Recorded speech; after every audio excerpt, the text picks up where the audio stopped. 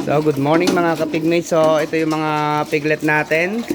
So mga ano pa to, mga 4 days siguro, 4 to 5 days before 1 month nila since birth. So lalaki na mga piglet natin mga kapigmate. Ito talagang inahin na to mga kapigmate. Hindi pa ako binigo. Lahat ng anak niya napagkalalaki talaga mga kapigmate. Kaya ito, may selected tayo dito na saulet. Yung isa may naka-reserve na, yung isa pag hindi nakuha ay ano natin, gagawin nating inahin mga kapigmate. You know? So sobrang lalaki niyan, tapos ang lalakas pa kumain. Ilang days pa, hindi pa inwalay mga kapigmate ha. Mga 25 to 24 days, 25 to 26 days pa lang to mga kapigmate. Ilang araw na lang bago iwalay, ilang araw pa. Yan. So mayroon tayong malit dito, yan, itong isang to. Ito lang pinakamalit natin, oh. Ayan, oh. Ito naman, tingnan nyo kung gaano kalaki, oh. Yan. Ito yung ating selected, oh. Tingnan nyo yung katawan ng selected natin. Napakaganda. So ito mga kapigmate, itong inahin na to, simulat sa pool talaga nung ginawa kong inahin to, lahat ng mga anak niya ay napagkalalaki. Dito ko naranasan mga kapigmate na magwalay ng ng 28 days tumimbang ng 13 kilos. So ito, nasa 10 kilos, mahigit ng mga to, siguro may 11 kilos na dito sa mga Hindi ko pa natitimbang to mga piglet. Basta yung pinakamalaki niyang piglet na naiwalay ay umabot ng 13 kilos. 12 heads mga kapigmate. Isa doon ay umabot ng 13 kilos. Ayan. So sa ngayon, tigil muna tayo sa mga pure breed na baboy at saka yung mga F1, yung mga anong baboy. So dito tayo magpo-focus sa inahin na to. Ang target natin mga kapigmate ay yung mga piglet at mga baboy natin ay malalaki. Malalaki talaga mga kapigmate ha. Yung malalaki, pampatining talagang hanapin natin ngayon at hindi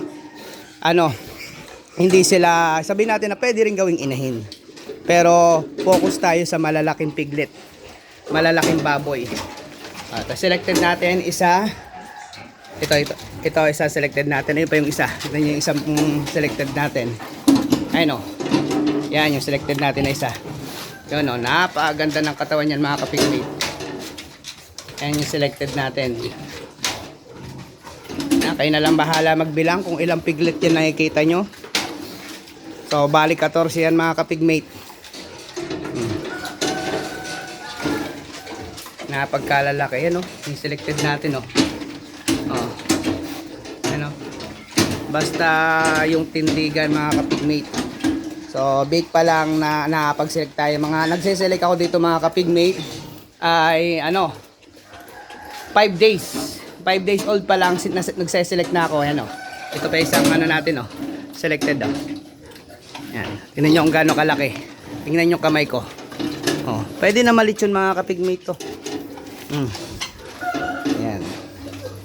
Kaya dito tayo magsisimula sa ito, sabihin natin na okay talaga yung breed nito. Ito yung anak nila kay mga kapigmate, kauna-una akong inahin. Yan. Anak nung kauna-una nating inahin to ito si Gigi. May AirTag number 8. Yan. So hindi pa sumablay itong mga big nito mga kapigmate talaga. Simulat sa pool nang nanganganak siya. Kahit may mga piglet tayo dito na medyo nagtais sa first day, second day, pero bago magwalay, napagkalalaki mga kapigmate na mga piglet at ang bibilis nilang matutong kumain niya kagaya nito, nananaid pa. Yan yung selected natin, yung may tapyas ang tainga.